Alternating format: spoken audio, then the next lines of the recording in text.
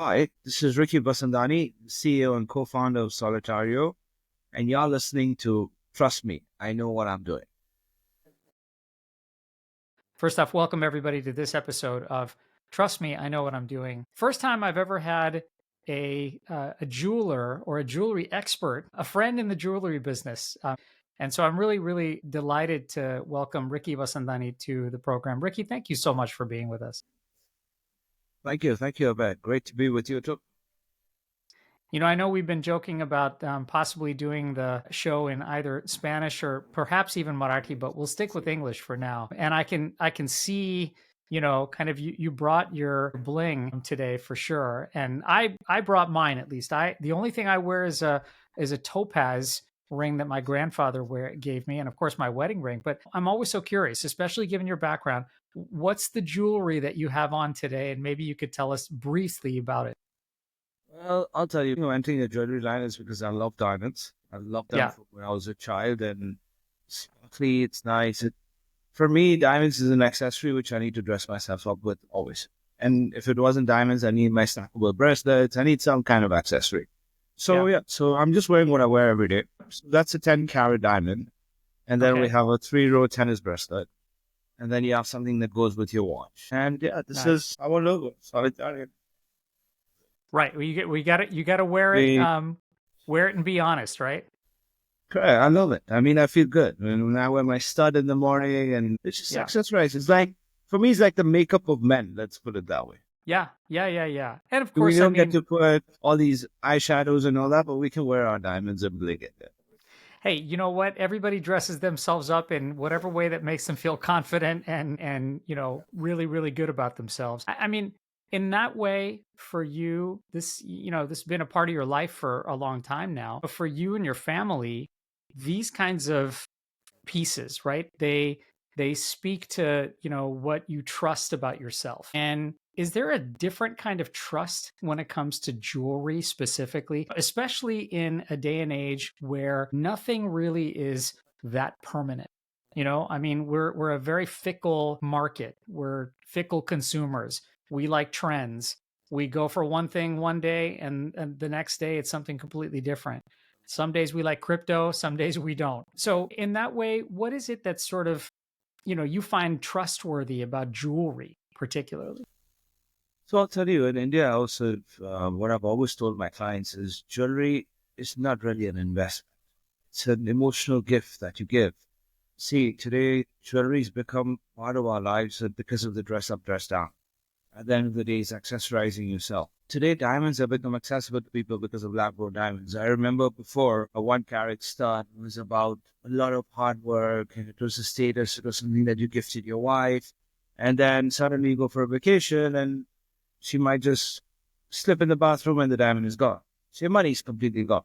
So Yeah. it was like a lot of sacrifice towards jewelry. So that was like the trust that they created, that this is the legacy I'm going to pass to my family. This was good for the kings and queens because they had all that legendary jewelry, which are unique pieces. But when you talk about a 1-carat diamond, you talk about 2-carat diamond, which is something common today. It's more of an accessory and an enjoyment than a luxury, more than I would say like a legacy or a trust factor. Or it doesn't come to that. It's just about fun. I mean, Yeah. jewelry that you pass on to your kids is, I know one thing, if I wear this chain for 20 years, my kid's going to love it.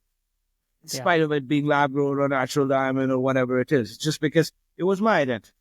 So Yeah. as long as you can create an identity to your jewelry and create that, makes it much easier in the future for it to have its value. It's an emotional value and it's a luxury for me. Do you get nostalgic about things that jewelry perhaps that are family heirlooms? I mean, is the hope, of course, that someone has that emotional attachment to it, but yet it is for a lot of people it's an investment. It's something that they've purchased and something that they can feel proud of. So in that way, jewelry as an accessory, part of it's fashion, part of it is feeling good about yourself and finding an accessory. Is it kind of supposed to be a blend of it, especially for you? For me, it's more like an accessory and a luxury. Yeah. Coming to part of the emotional attachment, I do see that. But about status, I don't think it goes to that anymore. Mm. Honestly, people can't even know the difference between a moissanite, a natural diamond, or lab-grown diamond. 90% of Yeah. items on a naked eye can't really identify. So Yeah. status comes with a lot of things. It's like how I always say, you can have the best car. But when you walk in, you're not going to walk in with your car. You're going to walk in with your watch. So Mm. the same thing as jewelry. It like a lot of customers are like, can anyone tell the difference? I'm like, they'll be able to tell the difference if you're wearing a 5 carat diamond, which is supposed to be 500,000, and you probably living still in a rented apartment. It wouldn't add up. Yeah. So the jewelry is all about how much you've created. And then after creating your assets, your wealth, and creating your whole portfolio of investment, then you go into that luxury sector of saying, I have it all. And now I want to treat myself with something special. Mm. That for me is jewelry. It's not an investment from day one. If you really want to invest, invest in gold. Gold is always Yeah. going to, that is an investment, but not jewelry. Diamonds have never taken an upstreak of more than 8%. If it goes Yeah. up, it comes back down. So yeah, Sure. that's my personal opinion. As someone who's had, a fair amount of expertise as an entrepreneur, and of course, you've had a lot of family experience in jewelry and in this kind of arena. Was there sort of an aha moment for you personally where, that made lab grown diamonds something that where you wanted to concentrate sort of the entrepreneurial energy and effort, like something that flipped the switch for you saying that like, hey, I need to concentrate on this. I'll tell you what happened. So I was the person to establish a diamond factory cutting unit in Pune. Normally it's in Surat. So we used to work natural diamonds. I used to work a lot of loose diamonds, especially in South America. And it was great. So I never came across lab grown diamond because it was like it's a taboo to our industry. It was like it was there, but it was not. You can notice 3 years back, nobody even knew what it was. And a war started between Ukraine and Russia. What happened in Mm. that war is the diamond prices started going higher. The rough that comes to India from Alrosa, it comes from a Russian. Just come and the premium started, shortage started. And I'd already developed my whole factory. I had all the machineries, I had staff, I had people, I already brought them over here. I was like, what am I going to do? I mean, I have to solve something. I've just done a capex, a capital expenditure of craziness. Yeah. And I go to Surat and I sit with the suppliers. I'm like, listen, man, I need to cut something. And they were like, here, try, just have a look at this. They gave me 12 stones, raw stones of lab grown diamond. The cutting procedure was the same. The analyzing procedure was the same. What are you going to extract out of the stone? So I saw it was the same procedure of a natural diamond. So I said, great, okay, let me try it. First time over, I cut and polished 57 facet, round, brilliant diamond. I fell in Mm. love. It was, it was love at first sight because it was the cleanest diamond I've seen. It was the most enhanced diamond I've seen. And the cut was a triple X and an ID cut, which in natural diamond, I remember we would do very good because we wanted the carat size to go a little bit higher because that would give you your premium money. But over here, you don't have that problem because you're growing it. So it's okay. You can have extra wastage. Just people hearing also, I'll tell you, when you take a rough diamond of a Mm. natural diamond, we try and extract a yield of about 42%, 43%. When a lab grown, even if we go up to 35, 32, we're okay with it. We can live with it.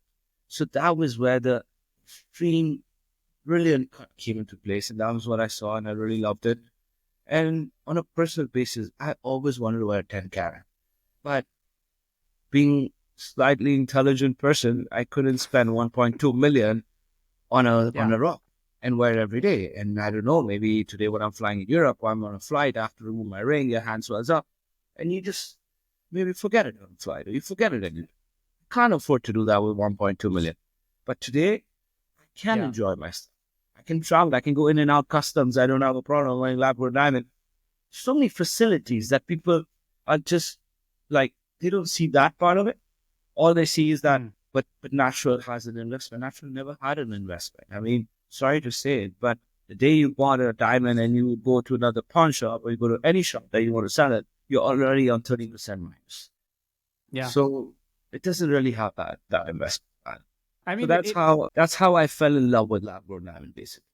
I was just gonna say, I mean, it does make a difference if you do what you love and you love what you do, and trying to make sure that that's a big part of who you are personally certainly speaks a little bit to that for sure. When you're just mentioning, like, you probably have to make this speech a lot about like what the value of a lab grown diamond is, and how it speaks to you personally and what it means for you beyond just the like idea of like what you wear on your person and how you accessorize. You, as someone who's had a lot of global experience, you've grown up in all over the world, and you've had your professional endeavors in a variety of different parts of the world as well. When you think about like what you do now and the story you're trying to tell, is there something about that kind of worldview that's made the experience for you additive, meaning that each and every place, each and every experience is a building block to the next,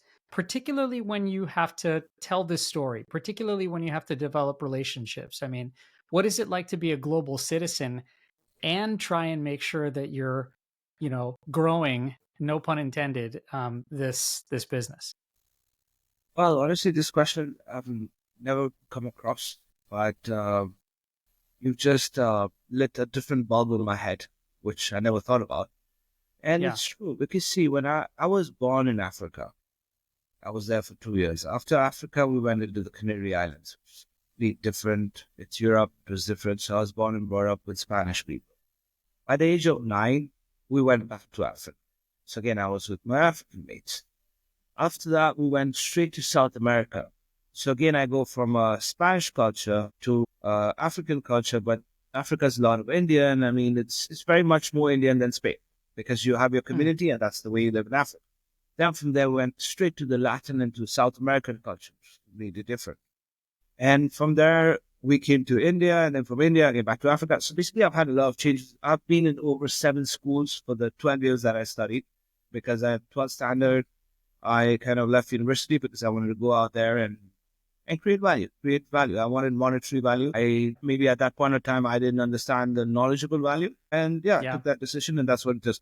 So what I've learned in that is the main thing that makes you today a person who can connect and create opportunities is your relationship management. And you learn Hmm. relationship management when you deal with different cultures, different people. What happens is nothing surprises you. When you meet a different Hmm. human being, people get surprised, they get shocked, they feel something. I've broken that. For me, every idea is good. There's nothing good, there's nothing wrong. And it's just about how you maintain that relationship, what you get out of that relationship. And also, I'm a person who's understood one thing. A relationship between two people is a relationship till there's a give and take. The day there's no give Hmm. and take, that relationship is over. So you learn to detach, attach. You're not living it with an intensity of 100%. Everything is at 50%. So you're very balanced in communicating with people. Once you're balanced with communicating people, everything just becomes much easier. And that makes my business easier globally because I Yeah. can adapt, accommodate, and it's easy. So first off, that's great because it makes you empathetic to the, stories of other people. And at the same time, as a business person, as an entrepreneur, as someone who's trying to develop relationships, hopefully it makes it that much easier to, share and actually get your point across and get your story across. So in that same light, what's probably often the biggest surprise that you get when you tell people about lab grown diamonds? Well, 2 years back, the reaction was, can they tell the difference? That was the first Yeah. reaction. Can they tell the difference? And I was like, no, they can't tell the difference unless they take your diamond and send it to an IGI lab or to a GI lab and send it for a complete thorough study. They would know. But otherwise, they can't tell the difference. So what I realized with everybody, at least 70% of the people, it wasn't more about how they felt about wearing a natural lab coat. It's how the other people Mm, thought what they were wearing. That was the problem. So when I interesting. identified that, I knew that this is a good trade and it's not a fad. It's not here for 2, 3 years. It's here to stay because I realized that culture was there. Yeah. And then I remember having a conversation with one of an experienced old man, and he was like, Ricky, I don't buy South Sea pearls anymore for my wife. I use nobody buys them. Very rare. Then I understood that the pearl, the cultured pearl Mm, to South Sea pearl, how it took its variation and how everybody's just worried about one thing is will it tell the difference? I'm talking about again 70% of the people of it. There will be that 30% who say, no, I want to wear this, sure. feel good with it. It's perfect. I don't need to capture the whole Yeah. market. Natural diamonds is only 2 to 3% of the world buy, or diamonds, let's put it that way. Today, we want to take that to 25%. I want people to enjoy the size they wear. I want a woman to go and feel empowered and buy her own 1 carat stud. I still remember in our Indian culture, or our Sindhis also, it's like, when you get married, you're going to wear that 1 carat each earring. Why? Even at 19, go buy it for yourself. Enjoy it. We're going to wait to get married, and then your in-laws are going to come, and then they're going to present it to you. Come on, man. We've passed that. And what I really, really feel lab-grown diamond nobody actually sees is the immense technology that we've developed. We've created 20% of the sun's heat in a machine with pressure. Like, nobody's looking at that beauty. Yeah. You look at AI and you're like, wow, this is beautiful, artificial intelligence. Guys, we've created a machine that does the same thing like the earth. You should be applauding for us instead of saying, no, but this is not the real thing. Come on. It's created. It's magic. We made it happen. You should be happy. Yeah. And so I have to ask you, right? I mean, like you mentioned the notion of what other people think, right? And you mentioned the cultural aspect of like, hey, I want to be at my wedding wearing X, or I'm wearing something, or I bought something, and no one really knows the difference until you tell someone, or based upon what the reaction of that other person is. So in a way, it's an innovation, and it's something that is like, wow, there's this technology behind it. And yet you have to, in a way, kind of unravel lots and lots and lots of cultural history. And, there's a lot to undo in a way like that. So, I mean, is that one that you are constantly battling, or is it the kind of thing that you're like, hey, look, we live in 2025. It doesn't matter what like, the past has really put there. Like, how do you approach that? So I'll tell you, when it comes to our Does that make marketing, sense, by the way? I understand where you're coming from, but at Solitario, what I've realized is I don't get into the price factor. I don't get into the whole blood diamond story. I don't focus on those things. I mean, we are ethical. I say we are ethical because we're trying to use as much solar power as we can.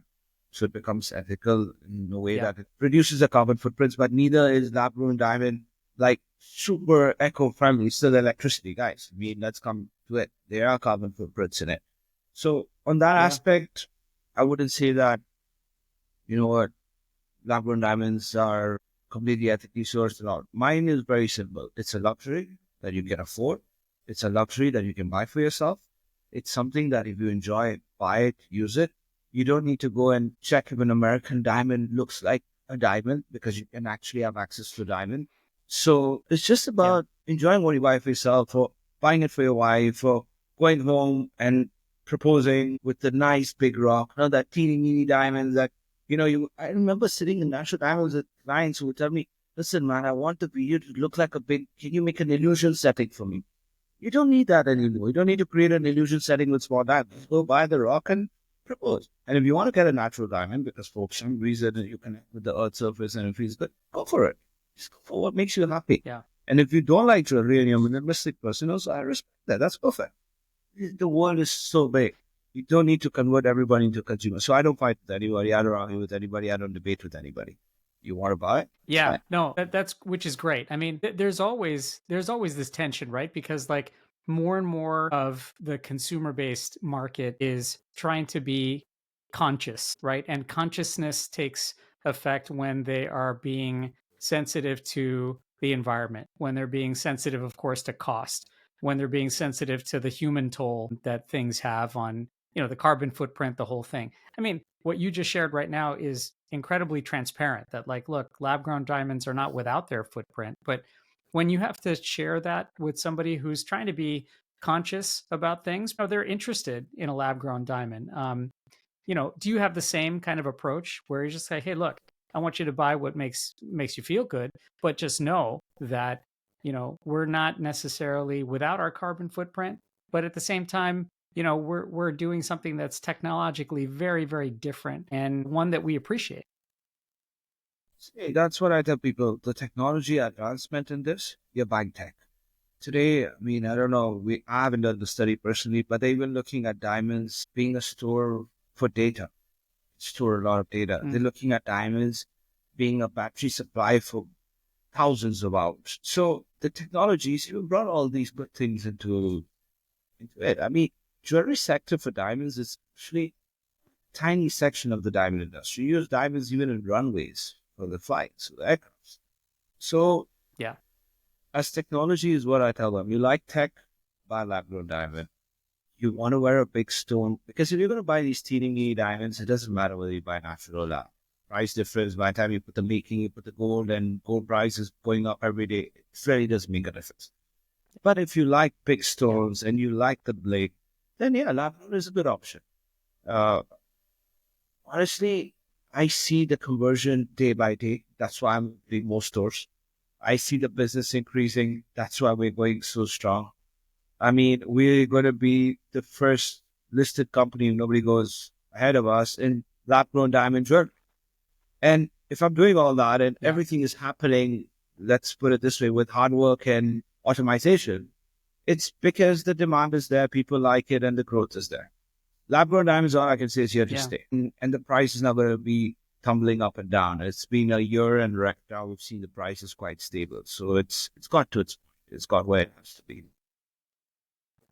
Let me get you out of here on this one because you mentioned this. We first talked about relationships and we talked about your kind of world journey, and we just were talking about like almost in a way like sort of self-esteem when it comes to how diamonds make you feel, and particularly a lab grown diamond, how it makes you feel. In 2025, again, jewelry, diamonds, their accessories, but previously they like it or not have been looked at as enduring, right? They endure culturally. They Some families have them for generations, and yet there is an innovation to this. There's a tech to this. There's really part of the cultural fabric of 2025, and one that, like you just mentioned, it's growing, it's exploding, and you guys are poised. You guys are poised to do great work here. When someone first learns about a lab grown diamond and the work that you do, what do you hope is going to be enduring for them when they make a purchase, when someone is learning about lab grown diamonds, when they learn about or experience your product? What do you hope is going to be enduring about that, so that in 10, 25 years or sooner or later, that they will share that the same sort of thing, that like, hey, this is something that endured for me or my family. So I'll tell you a small thing that happened. I was with my elder brother, Vivek Roy. We were launching a shop in Bangalore. And there was this old man came running forward. I remember Vio was like, oh, let him pass, let him come. And the first thing he told him was, thank you, sir. Vivek was looking at him like, you're so emotional, you're thanking me. Well, what's happened? Well, tell me about it. So he's like, sir, I wanted to buy a diamond necklace for my daughter for her wedding. I didn't want to only buy a gold necklace. And Solitario made this possible. This I'm talking about when there was not that many lab-grown stores in India. We were one of the first ones to actually come up with lab-grown diamond shops and shopping Yeah. centers where people could buy and see us and not just hear about it. And the guy was in tears, like she's going to wear it on her wedding day. So for me, that is enduring, that a father could buy it on himself, didn't need a loan, didn't need to go to the bank and finance, didn't need to sell his gold of his house to buy that necklace for his daughter. That's one example. First time I opened Pavilion, this happened to me personally. 19-year-old guy came to the store and he was like, I want to buy diamond studs. It's like, perfect for your girlfriend, or what size are you looking at? It's like, no, sir. My mother is 75 and she's never worn a diamond and I want her to wear a diamond. And his budget was about 15,000 rupees, about like a 20 point each. But he was so satisfied that he's going to take back home a diamond to his mother, which maybe he could have Yeah. got a natural diamond in a smaller size. I'm not saying no. But he didn't have the courage to go into a natural diamond shop and say, I want to buy a diamond. So this is also enduring for me, that the courage to enter a jewelry shop and say, I want a diamond, has started. And that's a revolution. People who could not consider today coming in saying, I'm entering a diamond shop, today they're entering a Solitario shop. They're not scared. They're not intimidated. They're not worried, will I be able to get something or not? They know they'll buy something. They'll be able to buy something. So for me, that is enduring. That is coming to the society who's probably never worn a diamond or bought a diamond. Now, when we talk about the high society, Hong Kong. I have great clients in Hong Kong. First thing when they found out about lab grown diamond, Ricky, I want to get my wife finally what she always wanted. I want a 5 carat center with a 3 carat graduated. Now, in natural diamond, that's about $1 billion. When you talk about top quality, I mean, you can get a lower quality, maybe $300,000-400,000, but if you're talking top, it's $1 million. What happened is the husband doesn't mind putting in $100,000, 10% of what he was going to spend, and go to his wife and say, "Here, your dreams. This is for you." And the way they can design that necklace with the facet, with the brilliance, in natural diamond, it would take them maybe 5 years to even get the diamonds at that point in time. Now, of course, there's oversupply because of what has happened, but I'm talking about years ago. So that again is enduring. You can complete dreams. Don't need to decapitalize yourself and work more and more and more because you want to give that to your wife. You can get it today with easy access. That is enduring. Yeah. Then another thing about lab-grown diamonds that's changed is men never spent on themselves on diamonds. Very rare. A man would probably, his wife would give him his 1 carat ring, and that's what he would have throughout his life. He wouldn't go and spend on a diamond. Today, you see men coming to shop and saying, "I want a band. I want 3 diamonds on my band. I want 5 diamonds on my band. I want to wear a diamond bracelet." Look at it, man. So many men wearing tennis bracelets today. Nobody wore it before. If you look at even the celebrities, if you look at the last iPhone, was wearing river rings with diamonds. And that was only probably in the US culture. In India, it wasn't there before. Today, it is there. And these young guys can wear the diamonds and not legalize all the money. So for me, that's enduring. That's what makes me wake up every morning and do what I do. I see people happy. Well, enduring relationships, enduring tech, and really doing lots of unique and relationship based work. Ricky, what a treat to have you on. I learned a lot, and congrats on everything. And we wish you nothing but the best. Thank you. Thank you so much, Abed. It was great to have you and spend a nice chat with you. It was great. Thank you so much. You're listening to Trust Me, I Know What I'm Doing. Stay tuned.